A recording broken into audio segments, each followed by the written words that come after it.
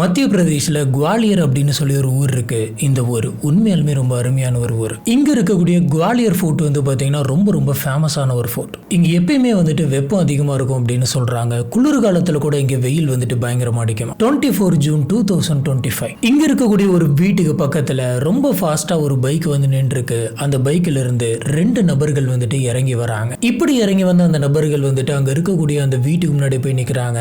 அந்த வீட்டுடைய கதவு வந்துட்டு சாத்தின மாதிரி இருக்கு. வெளியில இருந்து இவங்க கூப்பிட்டு பார்த்திருக்காங்க, கதவை தட்டி பார்த்திருக்காங்க. அந்த வீட்டுக்குள்ள இருந்து யாருமே வெளியில வரல. வீட்டுக்குள்ள யாருமே இல்ல போல இருக்கு. சரி, நம்ம உள்ளார போயிட்டு பார்க்கலாம் அப்படின்னு சொல்லிட்டு இந்த 2 பேரும் அந்த வீட்டுடைய கதவை திறந்துட்டு உள்ளார போயிட்டு பார்க்கறாங்க. வீட்டுக்குள்ள யாருமே இல்ல. இன்னும் வீட்டுக்குள்ள ஆளை காணோம் அப்படின்னு சொல்லி யோசிச்சுக்கிட்டு இருந்த அந்த சமயத்துல தான் அந்த வீட்டுல இருந்த அந்த அம்மா வந்துட்டு அந்த வீட்டுக்கு பின்பக்கமா இருந்து வெளியில வந்துட்டு இருக்காங்க. இவங்க வர அந்த சத்தம் கேட்டு அந்த வீட்டுக்குள்ள இருந்த அந்த 2 பேரும் வந்து பாத்தீங்கன்னா வெளியில வராங்க. வெளியில வந்து இந்த அம்மாவை பாக்குறாங்க. பார்த்த உடனே நீங்க எங்க போயிருந்தீங்க அப்படின்னு கேக்குறாங்க. இல்லப்பா, வீட்டுக்குள்ளேயே தனியா இருக்கிறதுக்கு போர் அடிச்சது, அதான் சும்மா பின்னாடி போயிட்டு வரலாமேன்னு பின்னாடி தான் நின்றுட்டு இருந்தேன். சரி வாங்க வீட்டுக்குள்ள போலாம் அப்படின்னு சொல்லிட்டு மறுபடியும் அவங்கள வீட்டுக்குள்ள கூட்டிட்டு போயிட்டு உட்கார வைக்கிறாங்க. இப்ப இவங்க 3 பேருமே ரொம்ப கேஷுவலா தான் பேசிட்டு இருக்காங்க. சரி இருங்க, நான் டீ போட்டு எடுத்துட்டு வரேன் அப்படின்னு சொல்லி இவங்க 2 பேருக்கும் அந்த அம்மா வந்துட்டு டீ போட்டு எடுத்து தரது, ஸ்நாக்ஸ் எடுத்துட்டு வந்து தரதுன்னு சொல்லி தந்து ரொம்பவே கேஷுவலா தான் 3 பேரும் பேசிட்டு இருந்திருக்காங்க. இப்படி பேசிக்கிட்டு இருந்த அந்த சமயத்துல அந்த 2 நபர்ல ஒரு நபர் வந்துட்டு பின்னாடி இருந்து ஒரு இன்ஜெக்ஷன் எடுத்து அந்த அம்மாவோட கையில குத்துறான். இப்படி இன்ஜெக்ஷன் எடுத்து குத்துனதுல அந்த அம்மாவுக்கு ஒண்ணுமே புரியல. அவங்க யோசிக்கிறதுக்குள்ள எல்லாமே நடந்துருது. உடனே அந்த அம்மா வந்துட்டு கத்த ஸ்டார்ட் பண்றாங்க. என்னப்பா இது, என்ன ஊசி இது, எதுக்கு என்ன குத்துனீங்க அப்படின்னு கேட்கறதுக்குள்ளே இன்னொரு நபர் வேகமா அந்த அம்மா மேல உட்காந்து கழுத்தை பிடிச்சி நெரிக்க ஆரம்பிக்கிறான். விடாம கழுத்தை பிடிச்சி நெரிச்சுக்கிட்டே இருந்திருக்காங்க. இப்படி கழுத்தை பிடிச்சி நெரிச்சுக்கிட்டே இருந்ததுல அந்த அம்மா அதே இடத்துல துடி துடிக்க இறந்து போறாங்க. இந்த அம்மாவுடைய சடலத்தை நாம இங்கேயே இப்படி விட்டுட்டு போனா நம்ம மாட்டிப்போம். இதுக்கு நம்ம எதனாச்சும் பண்ணணும் அப்படின்னு சொல்லி யோசிச்சா அந்த 2 பேரும் வீட்டுல இருக்கக்கூடிய எல்லா திங்ஸையுமே ஃபுல்லா பிடிச்சி இழுத்து விட்டு போறாங்க. அது மட்டும் இல்ல, அந்த வீட்டுக்குள்ள பணம் எங்க இருக்கு அப்படின்றத தேடி வீட்டுல இருந்த பணம் அப்புறம் நகை எல்லாத்தையுமே எடுத்துட்டு போறாங்க. மொத்தத்துல போலீஸ் ஆபீசர்ஸ் வந்து பார்த்தா எவனோ ஒருத்தன் திருடுறதுக்காக இந்த வீட்டுக்குள்ள வந்திருக்கான். அவன் பணம் நகை அப்படின்னு சொல்லி எல்லாத்தையுமே திருடி இருக்கான். அதுக்கு தடுக்க வந்து இந்த அம்மாவை போட்டு கொலை பண்ணிருக்கான் அப்படின்னு நினைச்சுப்பாங்க. அதனால போலீஸ் ஆபீசர்ஸ் நம்மளை விட்டு திசை திருப்பிடலாம் அப்படின்ற மாதிரி நினைச்சிருக்கானுங்க. சரி, இப்ப இறந்து போன இந்த அம்மா யாரு, எதுக்காக இவனுங்க 2 பேரும் இந்த அம்மாவை கொலை பண்ணணும், அப்படி இவங்களுக்கு பின்னாடி என்ன நடந்தது, இவங்க அத்தனை பேருத்தையுமே கனெக்ட் பண்ணக்கூடிய அந்த ஒரு விஷயம் என்ன. நம்மளோட சேனல்ல வந்துட்டு கிரைம் ஹாரர் மிஸ்ட்ரி அப்படின்னு சொல்லிட்டு நிறைய டாபிக்ஸ் பார்த்துட்டு இருக்கோம். நம்மளோட வீடியோஸ் எல்லாம் உங்களுக்கு பிடிச்சிருந்தது அப்படின்னு சொன்னா மறக்காம லைக் பண்ணுங்க. நம்மளோட சேனலுக்கு சப்போர்ட் பண்ணி சப்ஸ்கிரைப் பண்ணுங்க. ஹலோ ஃப்ரெண்ட்ஸ், நான் உங்க சாமி. Welcome to this part.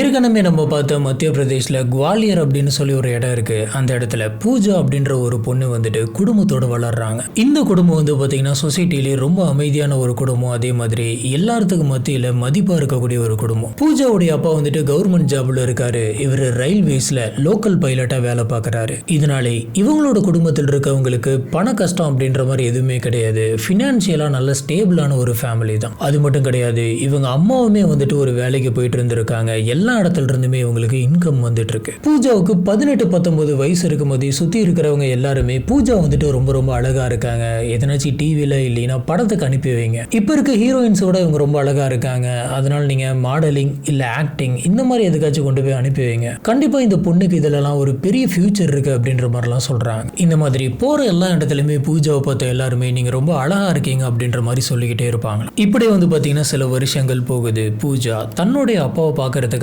பல முறை வந்துட்டு அவர் ஒர்க் பண்ணக்கூடிய ரயில்வே ஸ்டேஷனுக்கு ரயில்வே டிபார்ட்மெண்ட்டுக்கு போயிட்டு வருவாங்க. இப்படி போயிட்டு வந்துட்டு இருக்கிற அந்த சமயத்துல அதே இடத்துல வேலை பார்க்கக்கூடிய ரமேஷ் அப்படின்ற ஒரு நபரை பார்க்கறாங்க. இப்படி தன்னுடைய அப்பாவை பார்க்க வரும்போது, தன்னுடைய அப்பாவுக்கு சாப்பாடு கொடுக்க வரும்போது தான் இந்த ரமேஷ் அப்படின்ற நபரும் பூஜாவை பார்க்கறாரு. பூஜாவை பார்த்த உடனே ரமேஷ்க்கு வந்துட்டு ரொம்ப ரொம்ப பிடிச்சு போயிருது. அவங்க ரொம்ப அழகா இருக்காங்க அப்படின்ற மாதிரி இவர் நினைச்சிருக்காரு. அதனால லைட்டா அவங்கள ஃபாலோ பண்ண ஆரம்பிக்கிறாரு. இதே வந்துட்டு ஒரு ஆக்டிவிட்டியா வச்சு அவங்கள ஃபாலோ பண்ணிட்டே இருக்க ஒரு கட்டத்துக்கு மேல ரமேஷோட மைண்ட்ல பூஜா வந்துட்டு ரொம்ப ரொம்ப பிடிச்சு போகுது. ஒரு கட்டத்துல பூஜா கிட்ட போயிட்டு ஹாய் எப்படி இருக்கீங்க, என்ன ஞாபகம் இருக்கா, நான் இந்த இடத்துல தான் ஒர்க் பண்றேன் அப்படின்ற மாதிரிலாம் சொல்லி இன்ட்ரோ ஆகுறாரு. இதுக்கப்புறம் எப்பப்பெல்லாம் பூஜா வந்துட்டு அந்த ஆஃபீஸ்க்கு வராங்களோ அப்பப்பெல்லாம் வந்துட்டு இவங்க 2 பேருமே ஹாய் சொல்லிப்பாங்க. லைட்டா வந்துட்டு ஒரு கான்வர்சேஷன் வச்சுப்பாங்க. ஒரு கட்டத்துல வந்துட்டு இவங்களுக்குள்ள ஒரு நல்ல கான்வர்சேஷன் இருக்கு. இவங்களோட நம்பர்ஸ் வந்துட்டு எக்ஸ்சேஞ்ச் ஆயிக்குது. இவங்க 2 பேருமே ஃப்ரெண்ட்ஸா பேசிக்க ஆரம்பிக்கிறாங்க. இப்படி போயிட்டு இருக்க ஒரு சமயத்துல தான் ரமேஷ் வந்துட்டு இதுதான் கரெக்டான டைம் அப்படின்னு சொல்லி பூஜா கிட்ட ப்ரப்போஸ் பண்றாரு. பூஜாவுக்கு ரமேஷ் கூட பேசுறது வந்துட்டு ரொம்ப ரொம்ப பிடிச்சிருந்தது. வேணாம் அப்படின்னு சொல்ற மாதிரி எந்த ஒரு விஷயமே ரமேஷ் கிட்ட இல்ல. கஷ்டப்பட்டு படிச்சு எக்ஸாம் எழுதி கவர்மெண்ட் ஜாபுக்கு வந்திருக்காரு. எல்லா விதத்திலுமே ரமேஷ் வந்துட்டு கரெக்டா இருக்காரு அப்படின்றதுனால பூஜா வந்துட்டு ஓகே சொல்றாங்க. ஒரு கட்டத்துக்கு மேல இந்த விஷயம் பார்த்தீங்கன்னா வீட்டில் தெரிய ஆரம்பிக்குது. இதை மேரேஜ் நோக்கி கொண்டு போகணும் அப்படின்ற மாதிரி இவங்க 2 பேருமே முடிவெடுக்கிறாங்க. இப்போ பூஜாவுடைய வீட்டில் வந்துட்டு இதை பத்தி இவங்க சொல்றாங்க. சொன்னப்ப பூஜாவுடைய அப்பா வந்துட்டு பெருசா எதிர்ப்பு எதுவுமே தெரிவிக்கல. ஏன்னா ரமேஷ் வந்துட்டு அவங்களோட ஆஃபீஸ்ல வேலை பார்க்கக்கூடிய ஒரு பையன். அந்த பையன் எவ்வளவு டெடிகேட்டடா இருக்கான், எந்த அளவுக்கு சின்சியரா அவனோட ஒர்க்ல இருக்கான் அப்படின்ற எல்லாமே இவருக்கு ஏற்கனவே தெரியும். அதுவும் இல்லாம படிச்சு வந்துட்டு ஒரு கவர்மெண்ட் ஜாப்ல இருக்கான். அவங்க வீட்டை பத்தியுமே இவருக்கு தெரியும். பெருசா வேணான்னு சொல்ற அளவுக்கு எதுவுமே இல்லை. இதனால இவருக்குமே வந்துட்டு சரி இது ஒரு நல்ல சம்பந்தமா தான் இருக்கு, நம்ம விட வேணாம் அப்படின்ற மாதிரி இவர் இந்த லவ்வுக்கு ஓகே சொல்றாரு. இப்ப ரமேஷோட வீட்டுல இருக்கவங்களும் இதுக்கு வந்துட்டு சம்மதம் தெரிவிக்கிறாங்க. ஏன்னா அவங்களுக்கு பூஜாவோட ஃபேமிலி நல்லாவே தெரிஞ்சிருந்தது. எல்லாருமே படிச்சிருக்காங்க, நல்ல ஃபேமிலியா இருக்காங்க, அப்பா கவர்மெண்ட் வேலையில் இருக்காரு. இது எல்லாத்தையுமே வச்சு சரி ஓகே அப்படின்னு சொல்லி அவங்களுமே ஓகே சொல்றாங்க. இப்ப இந்த 2 குடும்பத்தோடைய சம்மதத்தோட இவங்க 2 பேருத்துக்குமே 2014 மேரேஜ் ஆகுது. இந்த மேரேஜ் நடந்ததுக்கு அப்புறமா இவங்க 2 பேருமே ரொம்ப ஹாப்பியா இருக்காங்க. எல்லாமே வந்து பாத்தீங்கன்னா ரொம்ப நல்லாவே போயிட்டு இருந்தது. போக போக தான் பூஜாவுடைய உண்மையான கேரக்டர் வந்துட்டு கொஞ்சம் கொஞ்சமா வெளியில வர ஆரம்பிக்குது. ரமேஷ்க்கு பூஜா வந்துட்டு ஒரு ஷார்ட் டெம்பர் அப்படின்னு தெரியுது. நினைச்சதுக்கெல்லாம் வந்துட்டு கோவப்படுவாங்க. எப்போ பார்த்தாலும் எரிஞ்சு எரிஞ்சு விழுவாங்க. ஒரு எரிச்சலாவே இருப்பாங்க. எனக்கு ஒரு பொருள் வேணும், வாங்கி தரணும் அப்படின்னு சொன்னா உடனடியாக அந்த பொருள் வந்துட்டு அந்த இடத்துல கண்ணு மூடி திறக்கிறதுக்குள்ள இருக்கணும். இல்லை அப்படின்னு சொன்னா பயங்கரமா கத்துவாங்களாம். இவங்களுக்கு ரொம்ப சிம்பிளா வாழ்றது அப்படின்றது பிடிக்கவே பிடிக்காது. அவங்களுடைய மேக்கப் ஐட்டம்ஸ்ல ஆரம்பிச்சு அவங்களோட ட்ரெஸ்ல ஆரம்பிச்சு எல்லாமே காஸ்ட்லியா தான் இருக்கணும்னு நினைப்பாங்க. ஒருவேளை ஒரு ட்ரெஸ் வந்துட்டு இவங்களுக்கு பிடிச்சிருந்தாலும் அது கம்மி காசா இருந்தால் அதை வாங்க மாட்டாங்களாம். அந்த லெவலுக்கு பிராண்ட் பார்க்கக்கூடிய ஒரு நபர். ஸ்டார்டிங்ல ஒய்ஃபா வந்த உடனே சரி ஏதோ கேட்குறாங்க, ஆசைப்பட்டு கேட்குறாங்க அப்படின்னு சொல்லி ரமேஷ் இது எதையுமே பெருசா எடுத்துக்கவே இல்லை. ஆனா போக போக அவங்களுடைய அடமன்சி வந்து பார்த்தீங்கன்னா ரொம்ப அதிகமாகுது. அதுவும் போக நைட்டு நான் எப்போ வேணா வெளியில போவேன், என்னோட ஃப்ரெண்ட்ஸை நான் பார்க்கறதுக்கு எப்போ வேணா போவேன், நீ இப்போ இங்கே தான் இருக்கணும், வீட்டில் தான் இருக்கணும் அப்படின்ற மாதிரிலாம் நீ சொல்லக்கூடாது, எனக்கு வேணுங்கிற காசை வந்துட்டு நீ தரணும் அப்படின்ற மாதிரி ரொம்பவே கண்டிஷனாக இருந்திருக்காங்க. பூஜாவுக்கு எக்கச்சக்கமான டிமாண்ட்ஸ் இருந்தது. என்ன நீ இந்த இடத்துக்கு கூட்டிட்டு போகணும், ஹோட்டலில் போயிட்டு நம்ம இவ்வளோ ரிச்சாக வந்துட்டு இருக்கணும், இதனாச்சும் ஒரு பெரிய ரெஸ்டாரண்ட்ல தான் போயிட்டு நம்மளோட டைனிங் இருக்கணும், இந்த மாதிரியான ஒரு பர்சன். இவங்களோட கேரக்டருக்கு அப்படியே ஆப்போசிட் வந்து பார்த்தீங்கன்னா ரமேஷ் வந்துட்டு பெருசா வந்துட்டு அவருக்கு ஆடம்பரமா எந்த ஒரு செலவுமே பண்ணிக்க மாட்டாரு. அத்தியாவசியமா இது வாங்கியே ஆகணும் அப்படின்னா மட்டும்தான் வாங்குவாரு. அவருக்கு என்னதான் சம்பளம் வந்தாலும் அந்த சம்பளத்துல முக்காவாசி அவர் சேவிங்ஸ் பண்ணி வைக்கணும் அப்படின்னு தான் நினைப்பாரு. எந்த அளவுக்கு இவர் சிக்கணும் அப்படின்னு பார்த்தீங்கன்னா ட்ரெஸ்ஸே வந்துட்டு கிழிஞ்சிருந்தாலும் சரி வீட்டில் தானே போட்டு வரும் அப்படின்னு சொல்லி தேய்ச்சி போட்டுக்கக்கூடிய ஒரு நபர். இப்படிப்பட்ட 2 டிஃப்ரெண்டான கேரக்டர் வந்து பார்த்தீங்கன்னா ஹஸ்பண்ட் அண்ட் ஒய்ஃபா ஒரே வீட்டில் இருக்கிறப்ப அதுல எவ்வளவு சண்டை வரும் அப்படின்னு பார்த்துக்காங்க. ரமேஷ் வந்துட்டு ஆஃபீஸ்ல ப்ரெஷரா இருந்தது அப்படின்னு சொன்னா நம்ம வீட்டுக்கு வர்றோம், வீட்டுக்கு வந்து நம்ம ஒய்ஃப் கூட டைம் ஸ்பெண்ட் பண்ணோம், சுத்தி இருக்கக்கூடிய அவங்களோட ஃபேமிலியை பார்க்கணும் அப்படின்ற மாதிரி நினைப்பாரு. ஆனா பூஜா அப்படி கிடையாது. காலையில இருந்து ஈவினிங் வரைக்கும் வெளியில போயிட்டு பிடிச்ச இடத்தெல்லாம் இருந்துட்டு மறுபடியும் ரமேஷ் வீட்டுக்கு வந்த உடனே ரமேஷ் வந்துட்டு என்ன வெளியில கூட்டு போகணும் அப்படின்னு நினைப்பாங்க. அதனால வா உடனே போகலாம் அப்படின்னு சொல்லி வந்த உடனே கூட்டிட்டு வெளியில போயிடுவாங்க. இது எல்லாமே வந்து பாத்தீங்கன்னா ரமேஷ்க்கு ஸ்டார்டிங்ல பண்றதுக்கு நல்லா இருந்திருக்கு. ஆனா போக போக இது கரெக்டா இல்ல. சரி இப்பதான் மேரேஜ் ஆயிருக்கு அப்படின்றதுனால இதெல்லாம் கேட்கறாங்க, போக போக சரியாயிடும் அப்படின்ற மாதிரி இவர் நினைச்சிருக்காரு. ஆனா அது சரியாக கிடையாது. சொல்ல போனா இன்னும் அவங்களோட எதிர்பார்ப்பு அதிகமா போயிட்டே இருக்கு. அவங்களோட டிமாண்ட் எல்லாமே அதிகமாகிட்டே இருக்கு. ஒரு கட்டத்துல வந்து பாத்தீங்கன்னா இவங்களுக்குள்ள பயங்கரமா சண்டை வந்திருக்கு. இந்த சண்டையில ரமேஷ் வந்துட்டு சரி நம்ம பெருசா சண்டை போட்டுக்க வேணாம், பிரச்சனை வந்துடும் அப்படின்றதுனால அமைதியாவே இருந்திருக்காரு. ஆனா பூஜாவுக்கு ரமேஷோடைய அமைதி வந்துட்டு ரொம்ப ரொம்ப கோவத்தை ஏற்படுத்திச்சு. பூஜா வந்துட்டு இந்த மாதிரி எதிர்பார்த்துருக்காங்க அப்படின்னு பார்த்தீங்கன்னா நான் சண்டை போட்டால் நான் கேட்கறதுக்கு எல்லாத்தையுமே நீ பதில் சொல்லிக்கிட்டே இருக்கணும், நீ என்னதுக்கு அமைதியாக இருக்க அப்படின்ற மாதிரி அதுக்கும் சேர்த்து திட்டுவாங்களாம். சரி இவங்க கேட்குறதெல்லாம் வாங்கி தரணும், அப்போ தான் வீட்டில் ஒரு அமைதி இருக்கும் அப்படின்னு சொல்லிட்டு ரமேஷ் வந்துட்டு அவரோட சேவிங்ஸ்லாம் கை வைக்கிறாரு. சேவிங்ஸில் கை வைக்கிறது ரொம்ப ரொம்ப தப்பு. ஏன்னா நம்மளே ஏதோ ஒரு எமர்ஜென்சிக்காக தான் அதை சேர்த்து வச்சிருக்கோம். ஆனால் ரமேஷ் வீட்டில் இருக்கிறவங்க அமைதியாக இருக்கணும் அப்படின்றதுக்காக சுற்றி இருக்கிறவங்க கிட்டையும் சேர்த்து கடன் வாங்க ஆரம்பிக்கிறாரு. கடன் வாங்கி இவங்களுக்கு காஸ்ட்லியான கிஃப்ட், காஸ்ட்லியான ட்ரிப்பு இது எல்லாமே அரேஞ்ச் பண்ணி தராரு. ஆனா பூஜா வந்துட்டு சாட்டிஸ்ஃபைட் ஆகல. இந்த சண்டை ஒரு கட்டத்தில் அப்படியே போயிட்டு இருந்திருக்கு. ஒரு கட்டத்தில் பூஜாவுக்கு வந்துட்டு இது பயங்கரமான ஃப்ரஸ்ட்ரேஷனா இருந்திருக்கு. இவன் நம்ம கேட்கறதுல பாதி தான் வாங்கி தரான், பாதி பொருள் வந்துட்டு வாங்கி தரவே மாட்டேங்கிறான், மேற்கொண்டு நம்ம திட்டினாலும் சிரிச்சுக்கிட்டே இருக்கான், இவன் அமைதியாவே இருக்கான், இது ரொம்ப கடுப்பா இருக்கு அப்படின்ற மாதிரி கத்தி இதுக்கு மேல நம்ம ஒன்னா இருக்க வேணா, நம்ம 2 பேருமே பிரிஞ்சிடலாம், டைவர்ஸ் வாங்கிடலாம் அப்படின்ற மாதிரி இவங்க திட்டி இருக்காங்க. இதை கேட்ட ரமேஷ் வந்துட்டு இது ஒரு சின்ன பிரச்சனை, எல்லாத்தோட ஃபேமிலியிலுமே இது நடந்துகிட்டு தான் இருக்கு, இதுக்கெல்லாம் எதுக்காக டைவர்ஸ் வாங்கணும் அப்படின்ற மாதிரி சமாதானப்படுத்தியிருக்காரு. ஆனா பூஜா சமாதானமாக ரெடியாவே இல்லை. இப்ப பூஜாவுடைய மைண்ட்ல என்ன ஓடிட்டு இருக்கு அப்படின்னு பாத்தீங்கன்னா, இதுக்கு மேல நம்ம ரமேஷை வந்துட்டு கண்டினியூ பண்ண வேணாம், கன்ஃபார்ம் நம்ம டைவர்ஸ் பண்ணணும் அப்படின்ற மாதிரி பூஜா வந்துட்டு மனசுக்குள்ள ஒரு முடிவு எடுத்துறாங்க. ஆனா இந்த விஷயத்துக்கு வந்து ரமேஷ் உடன்படல. அதனால ரமேஷை பிடிச்சி பயங்கரமா திட்ட ஆரம்பிச்சிருக்காங்க.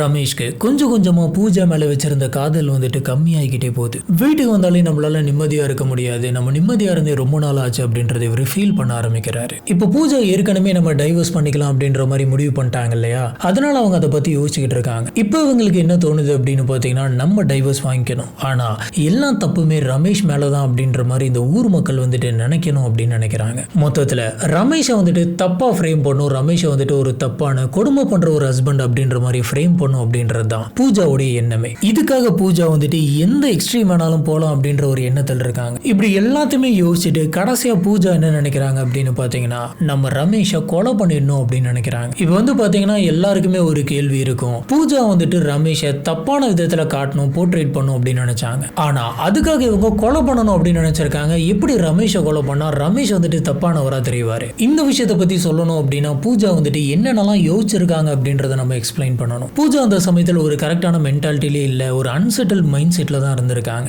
ஏன்னா அவங்களோட மனசு ஃபுல்லா வந்து பாத்தீங்கன்னா ஈகோ மட்டும்தான் இருக்கு. நம்ம ஒன்று நினைச்சு பண்றோம், ஆனா அது வெளி உலகத்துக்கு எப்படி ப்ரொஜெக்ட் ஆகும் அப்படின்ற எதுவுமே அவங்க மைண்ட்ல இல்லை. நம்ம எந்தெந்த மாதிரிலாம் நினைக்கிறோமோ, நம்ம எப்படி இப்படி பிளான் பண்றோமோ அதே மாதிரி தான் வெளி உலகமும் நினைக்கும் அப்படின்ற மாதிரி இவங்களாவே நினைச்சுக்கிறாங்க. பூஜாவை பொறுத்த வரைக்கும் இதுக்கு மேல ரமேஷ் கூட வாழக்கூடாது, அவங்களுக்கு டைவர்ஸ் வேணும். ஆனா ஆரம்பத்துல வந்து பாத்தீங்கன்னா பூஜா நான் லவ் பண்றேன், இந்த பையனை தான் கல்யாணம் பண்ணிப்பேன் அப்படின்னு சொல்லி எடுத்த டிசிஷன் இவங்களுடையது. நாளைக்கு நம்ம டைவர்ஸ் வாங்கிட்டு வெளியில வந்தோம் அப்படின்னு சொன்னா நம்ம எடுத்த டிசிஷன் வந்துட்டு கரெக்ட் இல்லை அப்படின்னு சொல்லி ஊர் மக்கள் எல்லாருமே சொல்லுவாங்க. ஏன் நீ தானே முடிவு பண்ண, கடைசியில நீயே வந்துட்டு அப்படின்னு சொல்லி வீட்டுல இருக்கவங்களே சொல்லுவாங்க. அப்படின்ற மாதிரி அவங்களோட மனசுக்குள்ள ஃபுல்லா ஈகோவா இருந்தது. அதனால இவங்க லீகலா டைவர்ஸ் வாங்க கூடாது, ரமேஷ்கா எதனாச்சும் ஒன்று ஆயிடும், நம்ம கொலை பண்ணிடணும் அப்படின்னு நினைச்சிருக்காங்க. இதெல்லாம் வந்து பாத்தீங்கன்னா ஒரு காரணம். ஆனா பாருங்களேன், மக்கள் வந்துட்டு எப்படி எப்படிலாம் சிந்திக்கிறாங்கன்னு. நம்ம தான் லவ் பண்ணோம், நம்ம தான் கல்யாணம் பண்ணோம், கடைசியில நம்மளே டைவர்ஸ் கேட்டா நம்ம எடுத்த டிசிஷன் வந்துட்டு தப்பா இருக்குதுன்னு நினைச்சுப்பாங்களா, அதனால நம்ம கொலை பண்ணிடலாம் அப்படின்னு நினைச்சிருக்காங்க. பூஜா ரமேஷை கொலை பண்ணிடலாம் அப்படின்னு சொல்லி நினைச்சதுக்கு இது மட்டும் காரணம் கிடையாது, இன்னொரு முக்கியமான காரணம் இருக்கு. அது என்னன்னா, எனக்கு ரமேஷை பிடிக்கல, நான் ரமேஷை டைவர்ஸ் பண்ண போறேன் அப்படின்னு சொல்லிட்டு பூஜா வந்துட்டு அவங்களுடைய அம்மா அப்பா வீட்டுக்கு போயிட்டு உட்காந்தா கண்டிப்பா அவங்க வீட்டுல இருக்கவங்க என்ன நடந்துச்சு அப்படிங்கறத கூப்பிட்டு வச்சு பேசுவாங்க. பூஜாவுக்கு அந்த இடத்துல தெரிஞ்சிருக்கு நம்ம பண்றது தப்பு, ரமேஷ் கிட்ட தப்பு சொல்ற மாதிரி எதுவுமே இல்ல, பேசினாங்கன்னா நம்மளை சமாதானப்படுத்தி மறுபடியும் வீட்டுக்கு தான் அனுப்பி வைப்பாங்க அப்படின்னோ, இல்ல நீ தான் இப்படி பொறுத்து போகணும், அமைதியா போகணும், அதிகமா செலவு பண்ணக்கூடாது அப்படின்னு சொல்லி பூஜாவுக்கு தான் அட்வைஸ் பண்ணி அனுப்புவாங்க அப்படின்றதும் பூஜாவுக்கு ஏற்கனவே தெரிஞ்சிருக்கு. இதனால இவங்க ரமேஷ் வந்துட்டு இருக்கக்கூடாது, ரமேஷ் வந்துட்டு செத்துடணும், அவனை கொலை பண்றதுக்கு நம்ம எதனாச்சும் ஒரு பிளான் பண்ணணும். At the same time Ramesh இறந்ததுக்கு அப்புறம் ரமேஷ் இருந்த சமயத்துல என்ன கொடுமை பண்ணிக்கிட்டு தான் இருந்தான், கடைசியில அவனை யாரும் ஒருத்தவங்க கொலையை பண்ணிட்டாங்க அப்படின்ற மாதிரி நம்ம அழுகலாம். இவ்வளவு நாள் பூஜா வந்துட்டு இந்த மாதிரியான கொடுமைகள்லாம் அனுபவிச்சுட்டு தான் இந்த ரிலேஷன்ஷிப்ல இருந்திருக்காங்களா பாவம் அப்படின்ற மாதிரி சுத்தி இருக்கவங்க மேலலாம் பூஜாவுக்கு ஒரு சிம்பத்தி கிரியேட் ஆகும் அப்படின்ற மாதிரி நினைச்சிருக்காங்க.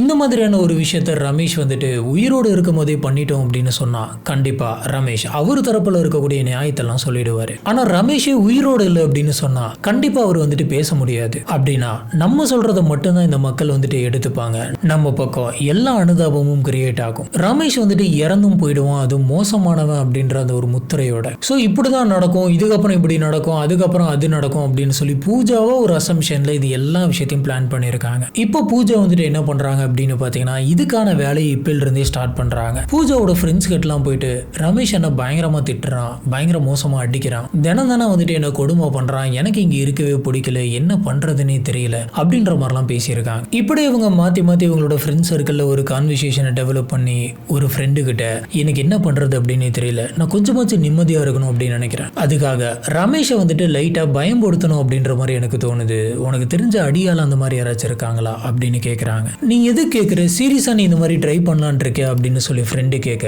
பூஜா ஆமா அப்பதான் உனக்கு கொஞ்சமாச்சும் பயம் இருக்கும், என் மேல கை வைக்காமையாச்சும் இருப்பான், நான் கொஞ்சம் நிம்மதியா இருக்கலாம்னு நினைக்கிறேன் அப்படின்ற மாதிரிலாம் சொல்றாங்க. இப்போ அந்த ஃப்ரெண்டு வந்து பாத்தீங்கன்னா எனக்கு தெரிஞ்ச ஒரு ஷூட்டர் இருக்கான், அவனுக்கு காசு தான் எல்லாமே, நீ அவனுக்கு காசு கொடுத்த அப்படின்னு சொன்னா என்ன வேணா பண்ணுவான், நீ வந்துட்டு அந்த ஷூட்டர் கிட்ட பேசு, லைட்டா அடிக்க சொல்லு, கண்டிப்பா உனக்காக பண்ணுவான் அப்படின்னு சொல்லி அந்த ஃப்ரெண்டு பூஜாவுக்கு அந்த ஷூட்டருடைய நம்பரை வந்துட்டு தராங்க. பூஜாவும் இந்த நம்பரை வந்துட்டு வந்துட்டு பாக்குறாங்க. பார்த்துட்டு அந்த ஷூட்டருக்கு கால் பண்ணலாம் அப்படின்னு நினைக்கிறாங்க. இந்த ஷூட்டர் அந்த நபர் வந்து பாத்தீங்கன்னா சாதாரணமான ஆள் கிடையாது. இதுக்கு முன்னாடி அந்த நபர் மேல எக்கச்சக்கமான கிரிமினல் கேசஸ்லாம் இருக்கு. பல தடவை பல பேரை வந்துட்டு திருட்டுத்தனமான துப்பாக்கிகளை வச்சு சுட்டுட்டு அவன் நிறைய தடவை ஜெயிலுக்கு போயிட்டு வந்திருக்கான். இப்படிப்பட்ட ஒரு நபர்கிட்ட பூஜா வந்துட்டு கால் பண்ணி பேசுறாங்க. கால் பண்ணி என்னோட ஹஸ்பண்ட் ரமேஷை வந்துட்டு நீங்க மிரட்டணும், நீங்க வந்து துப்பாக்கியால அவனை சுடணும், அதுல அவனோட உடம்பு வந்துட்டு டேமேஜ் ஆகணும், ஆனா அவன் செத்துறக்கூடாது. இதை நீங்க தான் எனக்காக கணக்கு சிதமா பண்ணி தரணும், பண்ணி தர முடியுமா? உங்களுக்காக நான் எவ்வளவு காசு வேணாலும் தரேன் அப்படின்னு சொல்றாங்க. இதை கேட்ட அந்த ஷூட்டர் வந்துட்டு எனக்கு காசு தரீங்க அப்படின்னா நான் என்ன வேணா பண்ணுவேன், எனக்கு எந்த விதமான பிரச்சனையும் இல்லை, என்னைக்கு எப்போ பண்ணணும்னு சொல்லுங்க, அந்த நபரை பத்தின டீட்டெயில்ஸ் எல்லாம் கொடுங்க அப்படின்னு சொல்றாங்க. இதனால பூஜா வந்துட்டு தன்னுடைய ஹஸ்பண்டான ரமேஷை பத்தின கம்ப்ளீட் டீட்டெயில்ஸ், அட்வான்ஸா கொஞ்சம் பணம், ரமேஷ் டெய்லி எங்கெங்கெல்லாம் போவான், ரமேஷோட டெய்லி ரொட்டீன் என்ன அப்படின்ற எல்லாத்தையுமே அந்த ஷூட்டருக்கு அனுப்பி வைக்கிறாங்க. இப்போ அந்த ஷூட்டர் வந்துட்டு என்ன பிளான் பண்றான் அப்படின்னு பாத்தீங்கன்னா, மக்கள் கூட்டம் அதிகமா இருக்கக்கூடிய ஒரு இடத்துல நம்ம போயிட்டு இந்த கொலையை பண்ணலாம் அப்படின்னு நினைக்கிறான். அதுக்கான காரணம் மக்கள் எல்லாருமே கூடி இருந்தாங்க அப்படின்னு சொன்னா அந்த சமயத்தில் நம்ம டக்குன்னு சுட்டுட்டு மக்களோட மக்களா கலந்துடலாம் அப்படின்னு நினைச்சான். சரி, பூஜாவுடைய பிளான் வந்துட்டு ரமேஷை கொலை பண்ணணும் அப்படிங்கறதா. ஆனா பூஜா ரமேஷை கொலை பண்ணாம உயிரோடு இருக்கணும், நீங்க துப்பாக்கியால சுட்டா மட்டும் போதும், அதனால அவன் செத்துறக்கூடாது அப்படின்னு சொல்றாங்க. ஏன் அப்படின்னு பாத்தீங்கன்னா இதுக்கு பின்னாடியுமே ஒரு முக்கியமான காரணம் இருக்கு. பூஜா அவங்களோட ஃப்ரெண்ட்ஸ் கிட்ட சொன்னது, அந்த ஷூட்டர் கிட்ட சொன்னது வந்துட்டு உயிரோடு இருக்கணும் அப்படின்றதான். ஆனா அந்த ஷூட்டர் வந்துட்டு ரமேஷை சுட்டுட்டா அதே இடத்துல அவன் பப்ளிக்ல கீழே விழுந்துருவான். விழுந்தா நிறைய ரத்தம் போயிட்டு ஒரு கட்டத்துல அவன் இறந்து போயிடுவான். கண்டிப்பா சுத்தி இருக்கக்கூடிய மக்கள் எல்லாருமே போன் எடுத்து வீடியோ எடுப்பாங்களே தவிர யாருமே ரமேஷை காப்பாற்றணும் அப்படின்னு முயற்சி பண்ண மாட்டாங்க. அதே இடத்துல ரொம்ப நேரம் இருந்தா அவன் செத்து தான் போவான் அப்படின்ற மாதிரி பூஜாவா நினைச்சிருக்காங்க. சப்போஸ் போலீஸ் ஆபீசர்ஸ் இந்த விஷயங்கள் எல்லாத்தையுமே கண்டுபிடிச்சு அந்த ஷூட்டரை பிடிச்சிட்டாலும் ஷூட்டர் வந்து நம்ம பேரை சொல்ல மாட்டான். தப்பி தவறி நம்மளோட பேரை சொன்னாலும் நான் தான் வந்துட்டு லைட்டா எதனாச்சும் அடிங்க, உடம்புல ஓரமா எங்கேயாச்சும் ஒரு இடத்துல கையில அந்த மாதிரி சுடுங்க, லைட்டா பயன்படுத்தணும் அப்படின்னு தான் நினைச்சேன். ஏன்னா என்னோட ஹஸ்பண்ட் வந்துட்டு அவ்வளவு கொடுமை பண்ணா, என்னால தாங்க முடியாம அந்த ஒரு ஃப்ரஸ்ட்ரேஷன்ல தான் என்ன பண்றதுன்னு தெரியாம இந்த மாதிரி பண்ணிட்டேன் அப்படின்னு சொல்லி அங்கேயே சிம்பத்தி கிரியேட் பண்ணிடலாம், நம்மள பாவம் பார்த்து வெளியில விட்டுருவாங்க அப்படின்ற மாதிரி நினைச்சிருக்காங்க. இது எல்லாமே இவங்க நினைச்சது. ஆனா அங்க உண்மையா என்ன நடந்துச்சு அப்படின்னு பாத்தீங்கன்னா, இந்த ஷூட்டர் வந்துட்டு ரமேஷோட டெய்லி ரொட்டீன் எல்லாத்தையுமே பார்த்துட்டு அதில் ஒரு பப்ளிக் பிளேஸை செலக்ட் பண்ணி இந்த ரமேஷை சுடுறதுக்காக ரெடியாக ஒரு இடத்துல ஓரமாக ஒளிஞ்சிருந்து உட்காந்துருக்கான். ரமேஷ் வழக்கம் போல வர அந்த ரோட்ல வந்துட்டு நடந்து வந்துட்டு இருக்காரு. இதை தூரத்துல இருந்து பார்த்தேன். இவன் துப்பாக்கி எல்லாத்தையுமே லோட் பண்ணிட்டு பைக் எடுத்துட்டு ரமேஷ் கிட்ட போயிருக்கான். ரமேஷ் வந்து பார்த்தீங்கன்னா அப்போ ரோட்ல ஒரு ஓரத்தில் தான் போயிட்டு இருந்திருக்காரு. இந்த நபர் வேகமாக ரமேஷை நோக்கி வர்றதை வந்துட்டு லாஸ்ட் மினிட்ல ரமேஷ் வந்து பார்த்துறாரு. அப்போ பயங்கர கும்பலாக இருந்தது. அந்த நபரும் வந்துட்டு எப்படியாச்சும் சீக்கிரம் தப்பிக்கணும் அப்படின்ற எண்ணத்திலே துப்பாக்கி எடுத்துட்டு வந்துட்டு இருக்கான். டக்குன்னு ரமேஷ்க்கு ரொம்ப கிட்ட வந்து சுட வந்திருக்காங்க. அப்ப ரமேஷும் விலகிற மாதிரி இருந்திருக்கு. ஆனாலும் இந்த ஷூட்டர் சுட்ட அந்த துப்பாக்கியோட தோட்டா வந்துட்டு ரமேஷ்குள்ள இறங்குது. அந்த ஷூட்டர் பிளான் பண்ணது வந்துட்டு ரமேஷோடைய ஹார்ட்டுக்கு. ஆனா ஒரு அவசரத்துல ரமேஷ் வந்து நகர்ந்ததுல அந்த தோட்டா வந்துட்டு தோள் பட்டைக்கு மேல போயிட்டு படுது. இதுல ரமேஷ் வந்துட்டு அதே இடத்துல சரிஞ்சு விழுகிறாரு. ரத்தம் வந்துட்டு நிறைய வெளியில போக ஆரம்பிக்குது. ஆனா சுத்தி இருக்கிற மக்கள்லாம் பூஜா நினைச்ச மாதிரி வேடிக்கை பார்க்க கிடையாது. உடனடியா தூக்கி அவரை சுத்தி கட்டி அத்தனை பேருமே ஆம்புலன்ஸுக்கு கால் பண்ணி அந்த இடத்துக்கு ஆம்புலன்ஸை வர வச்சு உடனடியாக ரமேஷ் அதுக்குள்ள தூக்கி வச்சு ஹாஸ்பிட்டல் வரைக்கும் கூட்டிட்டு போயிட்டு வராங்க. பூஜா இது வரைக்கும் சுத்தி இருக்கிற மக்களை பத்தி நினைச்சிட்டு இருந்தது எல்லாமே அங்க பொய்யா போச்சு. ரமேஷ்க்கு உடனடியாக ட்ரீட்மெண்ட் கொடுக்க ஆரம்பிக்கிறாங்க. ஆபரேஷன் பண்ணி அந்த தோட்டாவை வெளியில எடுக்கிறாங்க. ரமேஷ் ரொம்ப கிரிட்டிக்கல் ஸ்டேஜுக்கு போறதுக்கு முன்னாடி சக்சஸ்ஃபுல்லா ஆபரேஷன் பண்ணி ரமேஷை வந்துட்டு காப்பாத்துறாங்க. பட்ட பகல்ல பப்ளிக் இருக்கக்கூடிய இடத்துல எல்லாத்துக்கும் முன்னாடியுமே இந்த மாதிரியான ஒரு சம்பவம் நடந்திருக்கு. ஒரு நபர் தைரியமா வந்து சுட்டுட்டு போயிருந்திருக்கான். இது நாம ஒரு முக்கியமான கேஸா ஃபைல் பண்ணி ஆகணும் அப்படின்னு சொல்லிட்டு போலீஸ் ஆபீசர்ஸ் இதை ஒரு முக்கியமான கேஸா எடுத்து ஃபைல் பண்றாங்க. போலீஸ் ஆபீசர்ஸ் ரொம்பவே தீவிரமா அந்த இடத்துக்கு போயிட்டு வேற எதனாச்சும் எவிடன்ஸ் கிடைக்குமா அப்படின்னு சொல்லி செக் பண்ண ஆரம்பிச்சிருக்காங்க. முக்கியமா அந்த இடத்த ஃபோக்கஸ் பண்ற மாதிரி சுத்தி இருக்கக்கூடிய கடைகள் எதனாச்சும் சிசிடிவி கேமராஸ் இருக்கான்னு பார்த்திருக்காங்க. அந்த ஃபுட்டேஜஸ் எல்லாத்தையுமே பாக்குறப்ப சுட வந்து அந்த ஷூட்டர் வந்துட்டு சுட்டுட்டு போகும்போது கரெக்டா திரும்பும் போது ஒரு சிசிடிவி கேமராவில் அந்த ஷூட்டருடைய பைக் நம்பர் வந்துட்டு தெரியுது. உடனடியாக அந்த நம்பரை போலீஸ் ஆபீசர் எடுத்து ஆர்டிஓ ஆபீஸ் காமிச்சு இந்த பைக்குக்கு சொந்தக்காரன் யாரு, அவனுடைய அட்ரஸ் என்ன, அவனோட பேர் என்ன, எல்லா டீட்டெயிலும் எனக்கு வேணும் அப்படின்னு கேட்குறாங்க. இந்த டேட்டாஸ் எல்லாம் அங்கே கலெக்ட் பண்ணிட்டு இருந்த இன்னொரு சமயத்தில் போலீஸ் ஆஃபீஸர்ஸ் ரமேஷை கொலை பண்ணணும் அப்படின்ற எண்ணம் வந்துட்டு யார் யாருக்கு இருக்கு, யார் யாருக்கெல்லாம் இந்த மோட்டிவ் இருக்கு அப்படின்றத செக் பண்றாங்க. பாதி ட்ரீட்மெண்ட்ல இருந்து கொஞ்சம் கொஞ்சமா கண்ணு முழிச்சிட்டு இருந்த ரமேஷ் கிட்ட போயிட்டு உங்களுக்கு எதிரிங்கன்னு சொல்லி யாராச்சும் இருக்காங்களா அப்படின்னு கேட்டிருக்காங்க. கேட்டதுக்கு ரமேஷ் எனக்கு அந்த மாதிரிலாம் யாருமே இல்லை, யார் வந்து சுட்டாங்கன்னே தெரியல அப்படின்னு சொல்லிடுறாரு. அடுத்ததா போலீஸ் ஆஃபீஸர் இவங்க குடும்பத்தில் இருக்கிறவங்க கூட ஒர்க் பண்றவங்க அப்படி இப்படின்னு எல்லார்த்திடையுமே விசாரிச்சதுல பூஜாவுக்கும் ரமேஷ்க்கும் இடையில எக்கச்சக்கமான சண்டைகள் போயிட்டு இருந்தது. டைவர்ஸ் வாங்கிக்கலாம் அப்படின்ற ஒரு முடிவுல கூட இருந்தாங்கன்னு சொல்லி இவங்களுடைய ஃப்ரெண்ட்ஸ் சொல்றாங்க. பூஜா அவங்களோட ஃப்ரெண்ட்ஸ் கிட்ட வந்துட்டு ரமேஷ் என்ன போட்டு சித்திரவதை பண்ணிட்டு இருக்கான் அப்படின்ற மாதிரி சொன்னதையுமே போலீஸ் ஆஃபீஸர்ஸ் கிட்ட சொல்றாங்க. இப்ப போலீஸ் ஆஃபீஸருக்கு ரமேஷ் வந்துட்டு சாகணும் அப்படின்ற ஒரு மோட்டிவ் வந்துட்டு அவருடைய ஒய்ஃபான பூஜாவுக்கு இருக்கு அப்படின்னு சொல்லி பூஜாவையும் சஸ்பெக்ட் லிஸ்ட்ல வந்துட்டு சேர்க்கிறாங்க. இதனால பூஜாவுக்கே தெரியாம பூஜா வந்துட்டு யார் யார்கிட்ட கால் பண்ணி பேசியிருக்காங்க, எங்க இருந்திருக்காங்க அப்படின்ற எல்லாத்தையுமே தனியா ட்ராக் பண்றாங்க. இப்படி ட்ராக் பண்ணதுல பூஜா ஃப்ரீக்வெண்டா ஒரே ஒரு நம்பருக்கு மட்டும் அடிக்கடி கால் பண்ணி பேசிக்கிட்டே இருந்திருக்காங்க அப்படின்னு தெரியுது. அதுவும் அந்த ஷூட்டர் வந்துட்டு ஷூட் பண்ண அந்த சமயத்துல அதுக்கு முன்னாடி பின்னாடி அப்படின்னு சொல்லி பல கால்ஸ் வந்துட்டு அங்கேயும் இங்கேயும் போயிருக்கு. இப்ப போலீஸ் ஆஃபீஸர் வந்துட்டு அந்த நம்பர் கொடுத்து அந்த நம்பர் வந்துட்டு யாரோடையது அப்படின்னு பாக்குறாங்க. இந்த நம்பர் யாரோடையது அப்படின்னு பார்த்த போலீஸ் ஆஃபீஸருக்கு பயங்கரமான ஷாக்கு.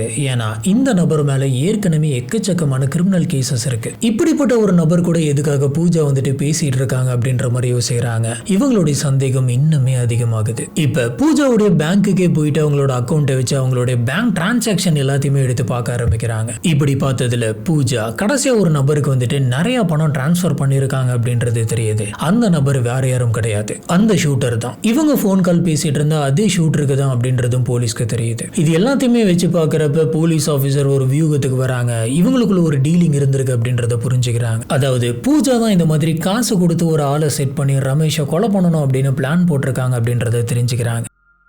இந்த சமயம் தான் வந்து பார்த்தீங்கன்னா ஆர்டிஓ ஆஃபீஸில் அந்த பைக்கோடைய நம்பர் வந்துட்டு யாரோடையது அப்படின்னு தெரியுது, அட்ரஸும் வருது. இந்த விஷயத்த போலீஸ் ஆஃபீஸர்ஸ் ஏற்கனவே எதிர்பார்த்தது தான். அந்த பைக்கோடைய ஓனர் வந்துட்டு அந்த ஷூட்டர் தான் அப்படின்னு தெரியுது. உடனடியாக அந்த நபருடைய அட்ரஸை வாங்கிக்கிட்டு அந்த நபரை அரெஸ்ட் பண்ணலாம் அப்படின்னு சொல்லி அந்த நபருடைய வீட்டுக்கு போகிறாங்க. இப்படி போய் பார்த்தப்ப அந்த நபர் வந்துட்டு வீட்டுக்குள்ளே இல்லை. போலீஸ் ஆஃபீஸர்ஸ் பூஜாவோட ஃபோன் லிஸ்ட்ல இருந்து எடுத்து அந்த நபருடைய நம்பரை வந்துட்டு ட்ராக் பண்ணி பார்க்குறாங்க. ட்ராக் பண்ணி பார்த்தப்ப அந்த நபர் வந்துட்டு மொபைல் வந்து சுவிட்ச் ஆஃப்லாம் பண்ண கிடையாது, ஆன்லேயே தான் வச்சிருந்திருக்கான். அதனால அந்த டவர் சிக்னல் மூலியமாவே போலீஸ் ஆஃபீஸர் வந்துட்டு அந்த நபர் எங்க ஒளிஞ்சிருக்கான் அப்படின்றத கண்டுபிடிக்கிறாங்க. இமீடியட்டா அந்த இடத்துக்கு போயிட்டு சுத்தி வளைச்சு அந்த நபரை வந்துட்டு அரெஸ்ட் பண்றாங்க. ஸ்டார்டிங்ல அந்த ஷூட்டர் வந்துட்டு போலீஸ் ஆஃபீஸர் கேட்கிற எந்த ஒரு கேள்விக்குமே பதில் சொல்ல அமைதியாவே இருந்திருக்கான். ஆனா மேலும் மேலும் விசாரிச்சுக்கிட்டே இருந்ததுல ஒரு கட்டத்துல அந்த ஷூட்டர் நடந்த எல்லா உண்மையுமே ஒன்னா சொல்ல ஆரம்பிக்கிறான். பூஜா அப்படின்றவங்க தான் இதை பண்ண சொன்னாங்க. என்னுடைய இன்னொரு ஃப்ரெண்டு மூலியமா தான் பூஜா வந்துட்டு என்ன கான்டாக்ட் பண்ணாங்க. என்ன பண்ணணும் எப்படி பண்ணணும் அப்படிங்கிற எல்லாமே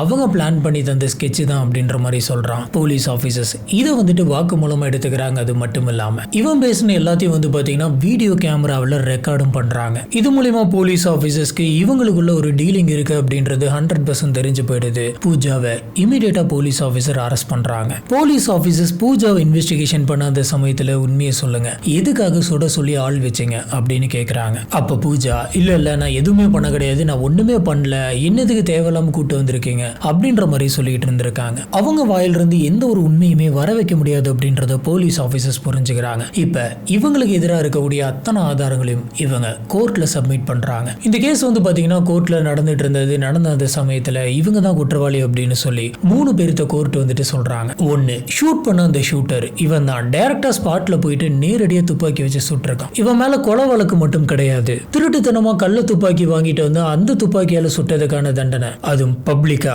எல்லாத்தையும் பயன்படுத்துற மாதிரி சுட்டது அப்படி இப்படின்னு சொல்லி பல கேஸ் போடுறாங்க. இதனால இவனுக்கு ஆயுட்கால தண்டனை கிடைக்குது. ரெண்டாவது யாருக்கு தண்டனை அப்படின்னு பாத்தீங்கன்னா பூஜாவையும் இந்த ஷூட்டரையும் வந்துட்டு கனெக்ட் பண்ண அந்த மீடியேட்டர், அந்த நபர் வந்துட்டு சும்மா கான்டாக்ட் டீடைல்ஸ் தான் வந்து கொடுத்திருக்கான் அப்படின்ற மாதிரி இல்லாம அந்த நபர்னால தான் இந்த கொலை நடந்திருக்கு, அந்த நபர் ஒரு முக்கிய குற்றவாளி தான் அப்படின்னு சொல்லி அந்த நபருக்குமே அதிக வருஷம் ஜெயில இருக்கிற மாதிரியான ஆயுள் கால தண்டனை தராங்க. மூணாவதா பூஜாவுக்கு எதிராக வந்து பாத்தீங்கன்னா எக்கச்சக்கமான எவிடன்ஸ் வச்சிருந்தாங்க. இவங்க 2 பேரும் மாத்தி மாத்தி பேசிக்கிட்ட ஃபோன் கால்ஸ் எல்லாம் ஆரம்பிச்சு இவங்க பண்ண அந்த அமௌண்ட் டிரான்ஸ்ஃபர்ல ஆரம்பிச்சு எல்லா விதமான எவிடன்ஸுமே வந்துட்டு கோர்ட்ல சப்மிட் பண்ணாங்க. இதனால பூஜாவுக்குமே ஆயுள் கால தண்டனை கிடைச்சது. இதுக்கப்புறம் பூஜாவை ஜெயிலுக்கு கூட்டு போயிடுறாங்க. ஜெயிலுக்கு போனதுக்கு அப்புறமும் நான் இதை பண்ண கிடையாது, எதுக்கு நீங்க வச்சிருக்கீங்க, நான் வெளியில போன என்ன விடுங்க அப்படின்ற மாதிரி கத்திக்கிட்டே இருந்திருக்காங்க. அதாவது எல்லாருமே இருக்கக்கூடிய அந்த செல்ல கொண்டு போயிட்டு போடுறாங்க. அங்கேயுமே நிறைய தடவை கத்தி பார்த்திருக்காங்க. ஆனா என்ன கத்தினாலும் நம்ம வெளியில போக முடியாது அப்படின்றத அவங்க புரிஞ்சுக்கிறாங்க. அந்த இடம் வந்துட்டு அவங்களுக்கு கம்ஃபர்டாவே இல்லை. பல நாள் வந்துட்டு அவங்க தூங்காமலே இருக்காங்க. இந்த இடத்துல தான் அவங்க நம்ம தப்பு பண்ணிட்டோம் அப்படின்ற விஷயத்தையே வந்துட்டு கொஞ்சம் கொஞ்சமா ரியலைஸ் பண்ண ஆரம்பிக்கிறாங்க. இதுக்கிடையில ஹாஸ்பிட்டல் உட்காந்து ட்ரீட்மெண்ட் எடுத்துக்கிட்டு இருந்த ரமேஷ்க்குமே தன்னோட ஒய்ஃப் தான் ஆள் வச்சு சுடுறதுக்காக அனுப்பி வச்சிருக்காங்க அப்படின்ற விஷயம் தெரிஞ்ச உடனே அவர் ரொம்பவே மனசு உடைஞ்சு போறாரு. இதுக்கு மேல இந்த லைஃப் வந்துட்டு நம்ம கண்டினியூ பண்ண வேணாம் அப்படின்னு அவருக்கு தோணுது. இதனால இதுக்கு மேல இவங்களோட இருக்க எனக்கு விருப்பம் இல்லை அப்படின்னு சொல்லி டைவர்ஸ்க்கு அப்ளை பண்றாரு. பூஜாவுக்காக பூஜாவுடைய லாயர் வந்துட்டு முடிஞ்ச வரைக்கும் பெயிலுக்கு ட்ரை பண்றாரு. ஆனா இந்த மாதிரியான ஒரு கேஸ்ல இவங்க உள்ள போயிருக்காங்க, ஆள் வச்சு சுட சொல்லியிருக்காங்க அப்படின்ற விஷயம் தெரிஞ்ச உடனே இவங்களை வெளியில விடக்கூடாது அப்படின்னு சொல்லிட்டு இவங்களோட பெயில் எல்லாத்தையுமே வந்துட்டு கேன்சல் பண்றாங்க. இப்படி கோர்ட்டுக்கு வந்துட்டு போயிட்டு இருந்த அந்த சமயத்துல பூஜாவுக்கு ரமேஷ் வந்துட்டு டைவர்ஸ் நோட்டீஸ் விட்டுருக்காரு. அதுவும் இல்லாம என்ன கொலை பண்றதுக்கு இவங்க ட்ரை பண்ணியிருக்காங்க, தண்டனை தாங்க அப்படின்ற ஒரு கம்ப்ளைண்டும் அவர் தான் கொடுத்திருந்திருக்காரு. இந்த விஷயங்கள் எல்லாம் தெரிய வந்ததுக்கு அப்புறமா இன்னுமே வந்துட்டு பூஜா மனசு உடைஞ்சு போறாங்க. இப்ப பூஜாவோட வீட்டுல இருக்கக்கூடிய பூஜாவுடைய அம்மா அப்பா கூட வந்து பாத்தீங்கன்னா பூஜாவுக்கு சப்போர்ட் பண்ண கிடையாது. சொல்லப்போனா பூஜா கிட்ட பேசுறது கூட அவங்களுக்கு விருப்பம் இல்லை. ஒவ்வொரு முறை இந்த கேஸ் வந்துட்டு கோர்ட்டுக்கு வரும்போதும் எல்லாமே பூஜாவுக்கு எதிராகவே இருந்துச்சு. அதுலேயும் முக்கியமாக அந்த ஷூட்டர் வந்துட்டு எனக்கும் ரமேஷ்க்கும் தனிப்பட்ட முறையில் எந்த ஒரு விரோதமும் கிடையாது, எனக்கு காசு தரேன்னு சொன்னாங்க, அதனால தான் நான் சுட்டேன் அப்படின்றது திரும்ப திரும்ப சொல்லிக்கிட்டே இருந்திருக்கேன். பூஜாவோட தரப்புல இருந்து என்ன சொன்னாங்க அப்படின்னு பார்த்தீங்கன்னா பூஜா ஏதோ ஒரு ஆவேசத்தில் ஏதோ ஒரு ஆதங்கத்தில் இந்த மாதிரி பண்ணிட்டாங்க, ஆனால் சுட்டது வந்துட்டு அந்த ஷூட்டர் தானே, பூஜா கிடையாதுல்ல அப்படின்ற மாதிரி வாதாடுறாங்க. இதுக்கு நீதிபதி வந்துட்டு சூப்பரான ஒரு விஷயத்த சொல்றாரு. இந்த கொலை நடக்கிறதுக்கு எல்லாத்துக்குமே காரணம் வந்து பார்த்தீங்கன்னா பூஜா தான். பூஜாவுடைய கையில துப்பாக்கி இல்லாம இருந்திருக்கலாம், ஆனா பூஜாவுடைய மனசுல துப்பாக்கி இருக்கு அப்படின்னு சொல்றாரு. பூஜாவுடைய தரப்புல மறுபடியும் வந்து பாத்தீங்கன்னா பெயில் கேட்டுக்கிட்டே இருக்க ஒரு கட்டத்துல இவங்களுக்கு கண்டிஷனல் பெயில் கிடைக்குது. கண்டிஷனல் பெயில் அப்படின்னா என்ன அப்படின்னு பாத்தீங்கன்னா தினம் அவங்க பக்கத்துல இருக்கக்கூடிய போலீஸ் ஸ்டேஷனுக்கு போயிட்டு சைன் பண்ணணும். அந்த ஊருக்குள்ள மட்டும்தான் இருக்கணும், அந்த ஊரை தாண்டி வெளியில போக கூடாது. அதே போல மேற்கொண்டு எந்த ஒரு சின்ன தப்புமே பண்ணக்கூடாது. சின்னதா வெளியில எதனாச்சும் ஒரு தப்பு பண்ணா கூட இவங்களோட பெயில வந்துட்டு கேன்சல் பண்ணிடுவாங்க. இந்த கண்டிஷன்ஸ்ல தான் பாத்தீங்கன்னா பூஜா வந்து ஜெயில விட்டு வெளியில வராங்க. இந்த கேஸ் விஷயமா பூஜா வந்துட்டு அடிக்கடி கோர்ட்டுக்கு வந்துட்டு போயிட்டு இருந்திருக்காங்க. இப்படி வந்துட்டு போயிட்டு இருந்த அந்த சமயத்துல பூஜா ஒரு நபரை மீட் பண்றாங்க. அந்த நபருடைய பேர் வந்துட்டு கல்யாண். அடிக்கடி இந்த மாதிரி கோர்ட்டுக்கு வந்துட்டு போயிட்டு இருக்கிறப்ப மீட் பண்ணாங்க அப்படின்னு உடனே நீங்க லாயர் அப்படின்னு நினைச்சிடாதீங்க. அந்த கல்யாண் அப்படின்றவரு லாயர் கிடையாது. பல இடங்களுக்கு போயிட்டு திருடிட்டு வந்து அதனால மாட்டி இன்னும் பல இடத்துல கட்ட பஞ்சாயத்து பண்ணி அடிதடி எல்லாம் பண்ணி அதனால அடிக்கடி கோர்ட்டுக்கு வந்துட்டு போயிட்டு இருக்கக்கூடிய ஒரு நபர் தான். இந்த நபரை தான் பூஜா வந்து அடிக்கடி கோர்ட்ல பாக்குறாங்க.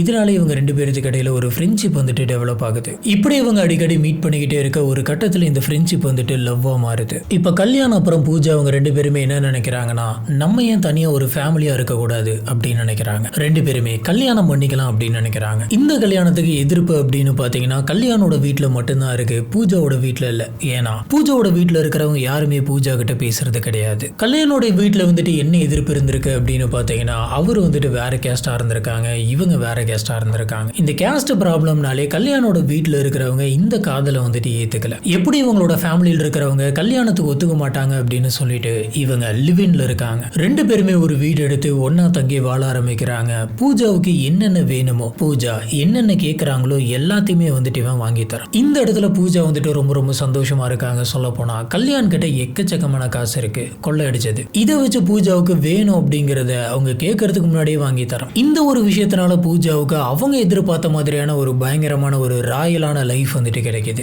இப்ப ப்ராப்பரா ரமேஷ் கிட்ட வந்துட்டு டைவர்ஸ் வாங்கணும். ரமேஷோட கேஸ் வந்து பாத்தீங்கன்னா இன்னுமே கோர்ட்ல போய்கிட்டு தான் இருக்கு. நீ எதுக்கும் கவலைப்படாத, அந்த கேஸ்ல இருந்து நான் உன்னை வெளியில கொண்டு வரேன் அப்படின்னு சொல்லி கல்யாண் ஸ்ட்ரெயிட்டா ரமேஷ் கிட்டே போயிட்டு பேசியிருக்கான். ரமேஷ் கிட்ட நான் உனக்கு காசு தரேன், இந்த கேஸ்ல இருந்து நீ வாபஸ் வாங்கிக்க, அதான் உனக்கு இப்ப சரியாயிருச்சுல, எந்த பிரச்சனையும் இல்ல, நம்மளே இதை முடிச்சுக்கலாம், பாத்துக்கலாம், நீ இந்த கேஸை வாபஸ் வாங்கிரு, டைவர்ஸும் கொடுத்துரு அப்படின்ற மாதிரி போயிட்டு பேசியிருக்கான். இந்த விஷயத்தெல்லாம் கேட்டுட்டு இருந்த ரமேஷ்க்கு வந்துட்டு எப்படியாச்சும் இந்த விஷயத்தை விட்டு நம்ம தப்பிச்சா போதும், சரி போய் தொலைது அப்படின்ற மாதிரி அந்த கேஸை வாபஸ் வாங்குறாரு. இப்ப பூஜாவுக்கும் கல்யாணுக்கும் வந்துட்டு அபிஷியலா மேரேஜ் ஆச்சா இல்லையா அப்படின்றது யாருக்குமே தெரியாது.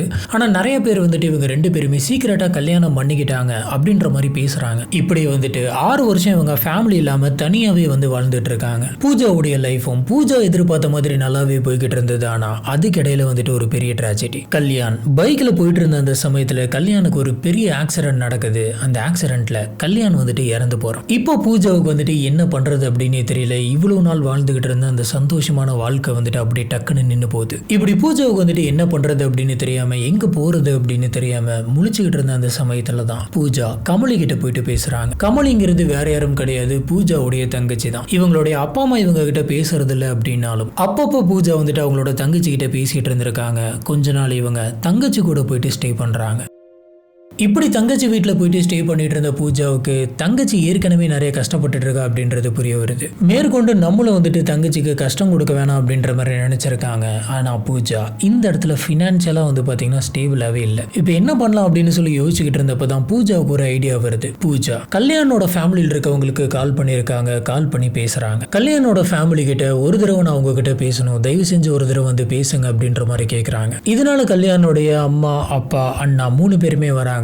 3 பேர்த்துக்கிட்ட பூஜா என்ன சொல்லியிருக்காங்கன்னா, எனக்கும் கல்யாணுக்கும் ஏற்கனவே கல்யாணம் ஆயிடுச்சு, லீகலாகவே எங்களுக்கு கல்யாணம் ஆயிடுச்சு, என்கிட்ட ஆதாரங்கள்லாம் இருக்கு, நான் ஃபோட்டோஸ் கூட வச்சிருக்கேன் அப்படின்லாம் சொல்றாங்க. இவ்வளோ நாள் நான் கல்யாணம் கூட இருந்துட்டேன், என்னோட ஹஸ்பண்ட் இப்போ திடீர்னு இறந்துட்டதுனால எனக்கு எங்க போறது என்ன பண்றது அப்படின்னு ஒண்ணுமே புரியல, அதனால நீங்க எல்லாரும் சேர்ந்து தான் என்னைய பார்த்துக்கணும் அப்படின்ற மாதிரி கேட்குறாங்க. இது எல்லாத்தையுமே கேட்ட கல்யாணோடைய அப்பாவான அஜய் வந்துட்டு சரி நாங்க ஒன்று பார்த்துக்கிறோம் அப்படின்ற மாதிரி சொல்றாங்க. ஆனா ஒரு கண்டிஷனோட. அந்த கண்டிஷன் என்ன அப்படின்னு பார்த்தீங்கன்னா, நீ எங்க வீட்டுக்கு வந்து தங்கணும் அப்படின்னு சொல்றாங்க. இந்த கண்டிஷனுக்கு பூஜாவும் ஓகே சொல்றாங்க. பூஜா அவங்களோட வீட்டில் போயிட்டு தங்க ஆரம்பிக்கிறாங்க. இவங்க அந்த வீட்டுக்குள்ள போன அந்த சமயமே கல்யாணுடைய அம்மாவான சுமித்ரா வந்துட்டு பயங்கரமா அழுதுகிட்டு இருந்திருக்காங்க. என்னோட பையன் வந்துட்டு ஆக்சிடென்ட்ல இறந்து போயிருக்க மாட்டான், அவனுக்கு வேற என்னமோ நடந்திருக்கு, இதுக்கு பின்னாடி வேற என்னமோ ஒரு சதி இருக்கு அப்படின்ற மாதிரி அவங்க சொல்றாங்க. இந்த விஷயத்தை கேட்ட பூஜா வந்துட்டு ஓடி போயிட்டு அவங்களோட காலில் விழுகிறாங்க. உங்களோட பையனை என்னால காப்பாற்ற முடியாம போயிடுச்சு அப்படின்னு சொல்லி அழுகிறாங்க. இப்ப கல்யாணுடைய அம்மாவான சுமித்ரா வந்துட்டு நீ எதுக்கும் அழாதமா, எங்க பையன் தான் எங்க கூட இல்லாம போயிட்டான், நீ இங்க இரு, நிம்மதியாரு, உனக்கு என்ன வேணுமோ நாங்க பண்ணி தரோம் அப்படின்னு சொல்றாங்க. அந்த வீட்டுக்குள்ள யார் யார் இருக்காங்க அப்படின்னு பாத்தீங்கன்னா, கல்யாணுடைய அப்பாவான அஜய், அவங்களோட ஒய்ஃப் அதாவது கல்யாணுடைய அம்மாவான சுமித்ரா, கல்யாணுடைய அண்ணனான சந்தோஷ், அப்புறம் சந்தோஷ்க்கு வந்துட்டு ராகினி அப்படின்னு சொல்லிட்டு ஒரு ஒய்ஃப் இருக்காங்க, அவங்களும் அங்கதான் இருக்காங்க. அவங்க தான் இந்த வீட்டுடைய முதல் மருமக. பூஜா அந்த வீட்டுக்குள்ள வந்த உடனே பூஜா அப்புறம் ராகினி இவங்க 2 பேருமே ரொம்ப க்ளோஸ் ஆயிடுறாங்க. பூஜாவோட லைஃப்ல வந்துட்டு அவங்க ரொம்ப கஷ்டப்பட்டிருக்காங்க, நம்ம தான் அவங்கள பார்த்துக்கணும் அப்படின்ற மாதிரி ராகினி வந்துட்டு தன்னுடைய சொந்த தங்கச்சி மாதிரி ரொம்பவே எக்ஸ்ட்ரா கேர் எடுத்து பார்த்துக்கிறாங்க. அந்த வீட்டில் நடக்கக்கூடிய எல்லா விசேஷத்துக்கும் எல்லா நல்லது கெட்டதையும் இவங்க 2 பேரும் தான் சேர்ந்து நடத்துவாங்களாம். அந்த வீட்டில் இருக்கக்கூடிய எல்லா வேலைகளையுமே இவங்க 2 பேரும் ஷேர் பண்ணிப்பாங்களாம். அதுலயும் பூஜாவுக்கு பெருசா எந்த ஒரு வேலையும் வைக்க கூடாதுன்ட்டு ராகினியை வந்துட்டு முக்காவாசி வேலையை முடிச்சிருவாங்களாம். இப்படி போயிட்டு இருந்தப்போ ஒரு நாள் பூஜா என்ன சொல்றாங்க அப்படின்னு பாத்தீங்கன்னா, எனக்கு ஒரு ஆசை இருக்கு, நான் என்னோட படிப்பை பாதியிலே நிறுத்திட்டேன், அதை மேற்கொண்டு நான் கண்டினியூ பண்ணணும் அப்படின்னு நினைக்கிறேன், என்ன படிக்க வைப்பீங்களா அப்படின்னு கேட்குறாங்க. இதுக்கு மாமனார் வந்துட்டு ஒன்றும் பிரச்சனை இல்லை, நீ என்ன வேணா படி, நாங்கள் ஒன்று படிக்க வைக்கிறோம் அப்படின்னு சொல்றாரு. இதனால பூஜா பாதியில் நிறுத்தின அவங்களோட ஸ்டடீஸை வந்துட்டு கண்டினியூ பண்றாங்க. இப்படி போய்கிட்டு இருந்த இந்த சமயத்தில் தான் வந்து பார்த்தீங்கன்னா கோவிட் வருது. இதனால பூஜானால பெருசாக அவங்களோட ஸ்டடீஸை வந்துட்டு கண்டினியூ பண்ண முடியல. இந்த சமயம் தான் வந்து பார்த்தீங்கன்னா சம்பந்தமே இல்லாமல் பூஜா வந்துட்டு பிரெக்னென்ட் ஆகுறாங்க. இது வீட்டுக்குள்ள வந்துட்டு ஒரு பெரிய குழப்பத்தை உண்டு பண்ணுது. என்னது இது, எப்படி பிரெக்னென்ட் ஆனாங்க, யார் இதுக்கு காரணம் அப்படின்னு சொல்லி மாற்றி மாற்றி எல்லாரும் பேசிக்கிட்டு இருக்காங்க. ஆனால் பூஜா இந்த குழந்தைய பற்றின எந்த ஒரு விஷயத்தையுமே வீட்டில் டிஸ்கஸ் பண்ண கிடையாது. ஒரு கட்டத்தில் அந்த குழந்தையும் பிறக்குது. என்னைக்கும் இல்லாமல் அவங்க வீட்டில் இருக்கிறவங்க எல்லாருமே சேர்ந்து ஃபோர்ஸ் பண்ணி இப்பயாச்சும் உண்மையை சொல்லி இந்த குழந்தைக்கு யார் அப்பா, யார் காரணம் அப்படின்னு கேட்க, இந்த குழந்தையோடைய அப்பா வேற யாரும் கிடையாது, சந்தோஷ் தான் அப்படின்னு சொல்றாங்க. இதை கேட்ட அந்த வீட்டில் இருந்தவங்க அத்தனை பேருக்குமே பயங்கரமான ஷாக்கு. ஏன்னா சந்தோஷ் வந்துட்டு வேற யாரும் கிடையாது, அவங்க ஹஸ்பண்டோடைய அண்ணா. பூஜாவுக்கும் சந்தோஷ்க்கும் அந்த வீட்டுக்குள்ள சீக்கிரட்டா ஒரு அஃபேர் இருந்திருக்கு அப்படின்ற விஷயமே வெளியில் இருக்கக்கூடிய யாருக்குமே தெரியல. இதனால சந்தோஷ் வீட்டில் வந்துட்டு ஒரு பெரிய சண்டையே வருது. சொசைட்டியில் வந்துட்டு நம்மளை பத்தி என்ன நினைப்பாங்க அப்படின்ற மாதிரி வீட்டில் இருக்க அத்தனை பேருமே மாத்தி மாத்தி திட்டிக்கிறாங்க. இந்த சண்டையில பூஜாவை தன்னுடைய தங்கச்சியாவே நினைச்ச ராகினி வந்துட்டு பூஜா கிட்ட பேசுறதை மொத்தமா நிப்பாட்டிடுறாங்க. சந்தோஷ் கிட்ட போயிட்டு எனக்கு இந்த மாதிரி துரோகம் பண்றதுக்கு உங்களுக்கு எப்படி மனசு வந்துச்சு அப்படின்னு சொல்லி எல்லாம் கேட்டதுக்கு சந்தோஷ் எந்த ஒரு ரியாக்டுமே பண்ணல. இந்த விஷயத்தை பத்தி ராகினி வந்துட்டு பூஜா கிட்டயுமே பேசுறாங்க. பூஜாவுமே எதுவும் சொல்லாம அமைதியா இருக்காங்க. இந்த சண்டை வீட்டுக்குள்ள தினம் போய்கிட்டே இருக்க ராகினி வந்துட்டு சந்தோஷ் கிட்ட கேட்க, சந்தோஷ் வந்துட்டு என்ன சொல்றான்னா, உனக்கெல்லாம் பதில் சொல்லிட்டு இருக்கணும் அப்படின்ற அவசியம் எனக்கு கிடையாது, உன்னால் இருக்க முடிஞ்சா நீ இரு, இல்ல உன்னால் என்ன பண்ண முடியுமோ நீ பண்ணிக்க அப்படின்ட்டு போயிடுறான்.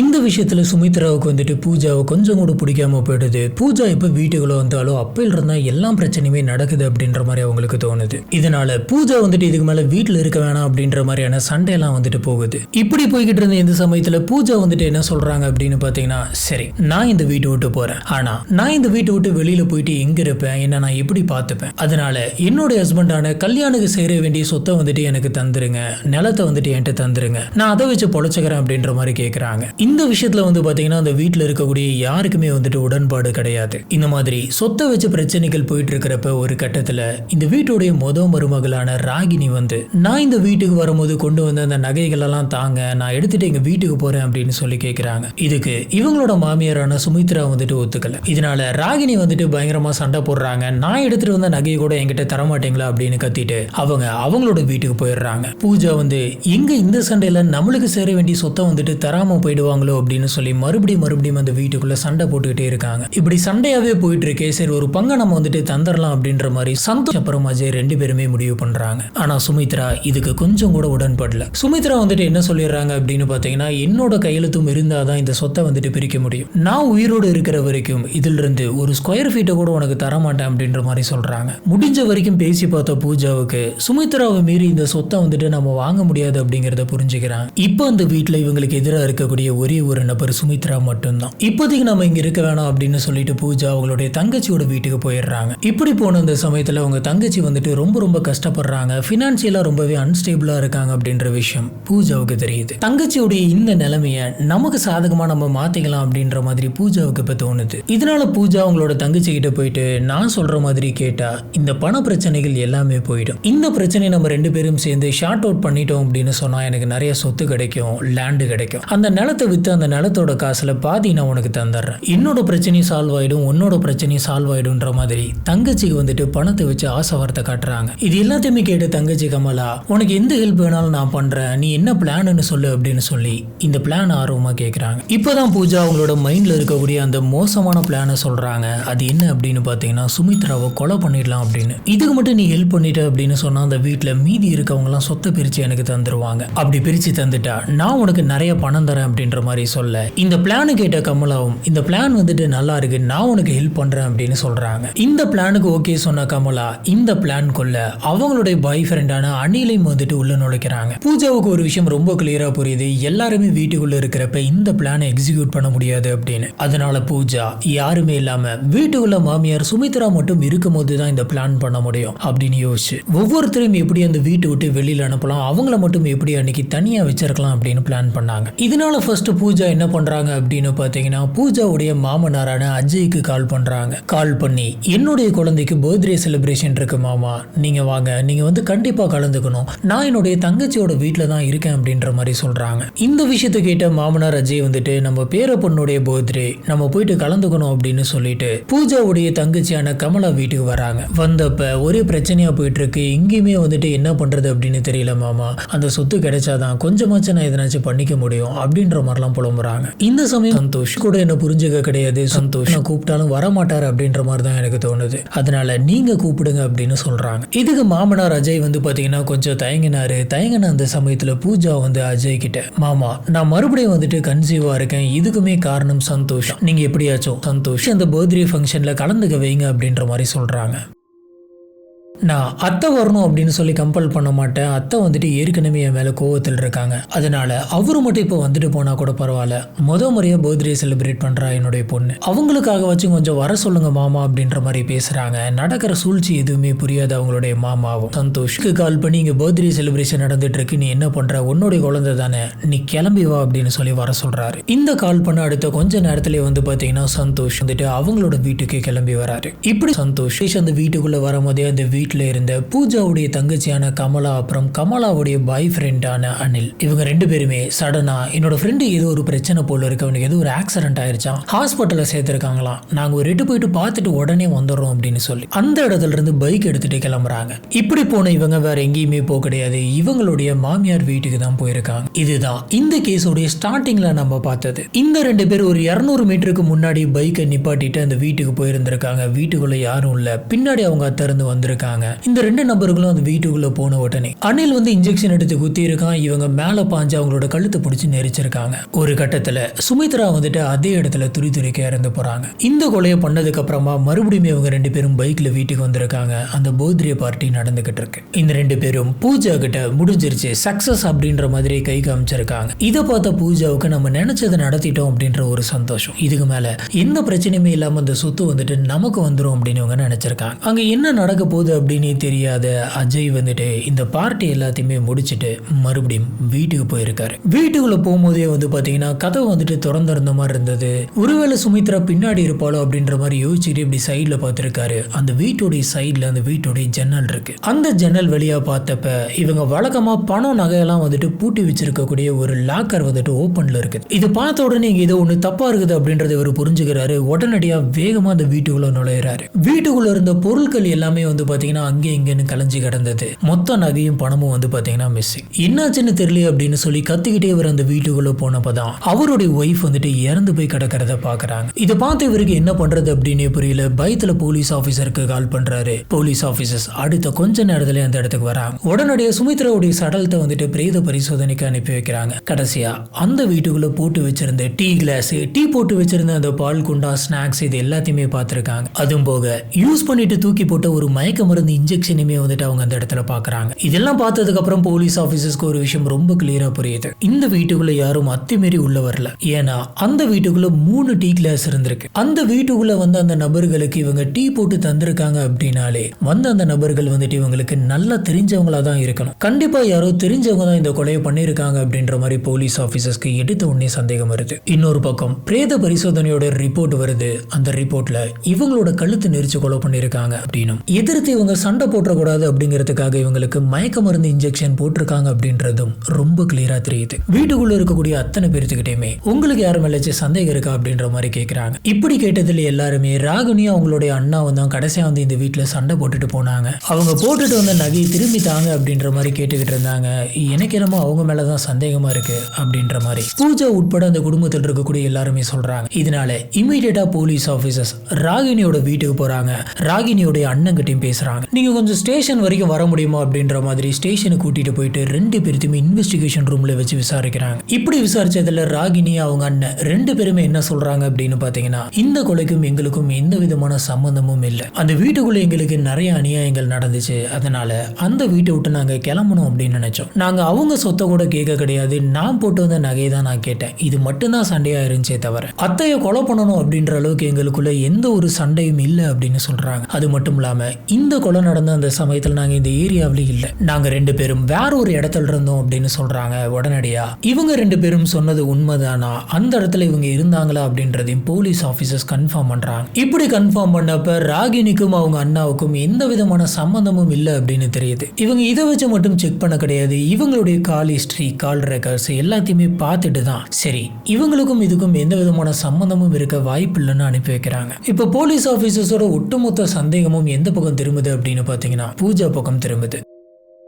பூஜாவை பத்தி விசாரிக்கும் போது ஏற்கனவே பூஜா மேல ஒரு கிரிமினல் கேஸ் இருக்கு அப்படின்றத இவங்க தெரிஞ்சுக்கிறாங்க. அதனால போலீஸ் ஆபீசர்ஸ்க்கு ஆரம்பத்துல இருந்தே இவங்க மேல சந்தேகம் இருந்திருக்கு. பூஜா கூட யார் இருக்கா அப்படின்றத வச்சு பூஜாவுடைய தங்கச்சி வந்துட்டு பிடிக்கிறாங்க. இப்ப பர்த்டே பார்ட்டி இந்த பக்கம் நடந்துட்டு இருந்த அந்த சமயத்தில் தான் வந்து பாத்தீங்கன்னா அந்த பக்கம் கொலை நடந்திருக்கு. இந்த பர்த்டே பார்ட்டியில யார் யாரெல்லாம் கலந்துகிட்டு இருந்தா அப்படின்னு சொல்லி இந்த ஃபேமிலி கிட்ட ரேண்டமா விசாரிச்சதுல பூஜாவுடைய தங்கச்சி அப்புறம் தங்கச்சியோட பாய் ஃப்ரெண்ட் அனில் இவங்க 2 பேர்த்தோட பேருமே வந்துட்டு அடிபடுது. இவங்க 2 பேரும் இந்த பர்த்டே பார்ட்டிக்கு நடுவுல வெளியில போனாங்க. ரொம்ப நேரம் கழிச்சு தான் மறுபடியும் வீட்டுக்கு வந்தாங்க அப்படின்னு அஜயும் சந்தோஷம் சொல்ல போலீஸ் ஆபீசர்ஸ்க்கு இன்னுமே சந்தேகம் அதிகமாகுது. இதனால போலீஸ் ஆபீசர்ஸ் ஒருவேளை பூஜா இந்த கொலையை பண்ண வச்சிருப்பாங்களோ, இவங்க 2 பேர்த்தையும் வச்சு பண்ணிருப்பாங்களோ அப்படின்ற சந்தேகம் எடுத்த உடனே வந்துருது. ஆபீசர்ஸ் பூஜாவுடைய போன் கால் ரெக்கார்ட்ஸ், அப்புறம் பூஜாவுடைய தங்கச்சியான கமலியோட போன் கால் ரெக்கார்ட், அப்புறம் அஜயோடது 3 பேர்த்தோட போன் கால் ரெக்கார்ட்ஸ், அவங்களோட லொகேஷன் எல்லாத்தையுமே ட்ராக் பண்றாங்க. இப்படி ட்ராக் பண்ணதுல அந்த பர்த்டே பார்ட்டி நடந்த அந்த சமயத்துல கமலா அப்புறம் அஜய்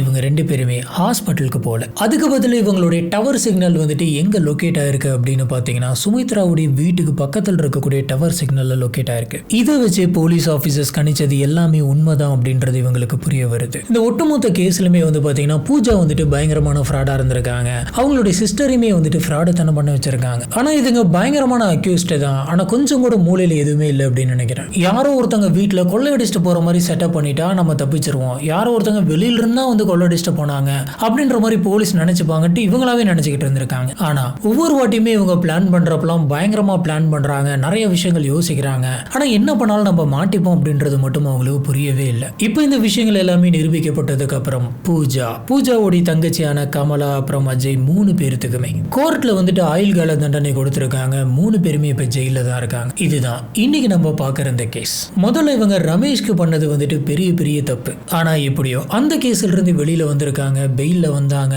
அதுக்கப்புறமாச்சும் நம்ம திருந்தி இருக்கலாம், நல்லபடியா இருக்கலாம் அப்படின்ற எண்ணம் வந்துட்டு இவங்களுக்கு கிடையவே கிடையாது. இவங்களோட லைஃபை நம்ம யோசிச்சு பார்த்தோம் அப்படின்னு சொன்னா ஆரம்பத்துல இருந்து எண்டிங் வரைக்குமே நிறைய ஃப்ராடுத்தனமா மட்டுமே இருந்திருக்கு. ஆனா இவ்வளவு மோசமான விஷயங்கள் பண்ணியுமே இவங்களுக்கு நிறைய இடத்துல திருந்துறதுக்கான வாய்ப்புகள் வந்துட்டு இருந்துட்டே இருக்கு. இந்த கேஸ் வந்துட்டு நீங்க பாத்தீங்க அப்படின்னு சொன்னா இவங்களுக்கு பெயில் கிடைச்சிருக்கு. அதுக்கப்புறமே இவங்க வெளியில வந்திருக்காங்க.